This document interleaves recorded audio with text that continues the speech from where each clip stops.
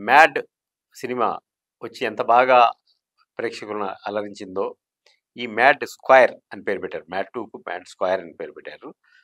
ఇది గూడా అదే రేంజ్‌లో ఉంది.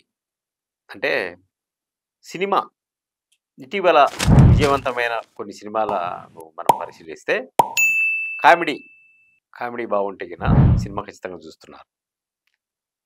ఈ సినిమాలో గూడా ఆ తరహా కామెడీనే ఉంది. అంటే కథ ఈ కామెడీలో లాజిక్కులుండవు. వినోదాత్మకమైన కథలో కామెడీ చేయాల్సొస్తే అందులో లాజిక్కులుండవు. ఈ సినిమాకెళ్ళి లాజిక్ వెతకడం అనేది అంత శుద్ధ దండగానే చెప్పాలి. ఎందుకంటే ఈ సినిమా మోటివ్ ఏంటి? సినిమా ఎందుకు ప్రేక్షకులు చూడాలి అనంటే వినోదం కోసం చూడాలి. ఆ వినోదం ఈ సినిమాలో మెండుగా ఉంది. అంటే ఒక కథాపరంగా తీసుకుంటే ఒక ముగ్గురు యువకులు 'మ్యాడ్ 1'లో ఉన్నట్టే దీంట్లో ముగ్గురు యువకులు లడ్డు అనే అతని పెళ్ళికెళ్తారు. తర్వాత గోవాకెళ్తారు. దీంట్లో మంచి పంచ్ డైలాగులు బాగా పడ్డాయి. చాలా చక్కగా రాశారు. అంటే ఒక సీన్ ఉందనుకోండి కామెడీ సీను. ఆ కామెడీ సీన్‌లో పంచ్ డైలాగులు, ఆ సీన్ గూడా పండుతోంది. ఆ విధంగా స్క్రీన్ ప్లే ప్లాన్ చేసుకున్నాడు దర్శకుడు.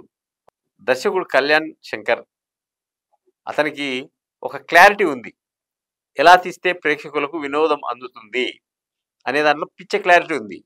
'మ్యాడ్‌లో' గూడా 'మ్యాడ్ స్క్వేర్‌లో' గూడా అదే దాన్నే ప్రయోగించాడు. మామూలుగా అయితే సీక్వెల్ సినిమాలను తీసుకుంటే ఫస్ట్ వచ్చిన సినిమాలోనే మొత్తం చెప్పేస్తారు. మళ్ళీ సీక్వెల్‌గా వచ్చిన సినిమాల్లో ఏమీ ఉండదు. ఏమి ఉండదంటే ఎక్స్‌పెక్ట్ చేసినంత ఉండదు.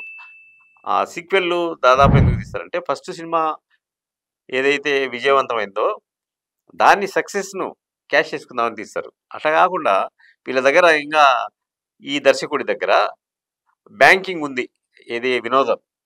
ఆ బ్యాంకింగ్ వినోదాన్ని పార్ట్ 1, పార్ట్ 2గా తీశాడనే చెప్పుకోవచ్చు. అంటే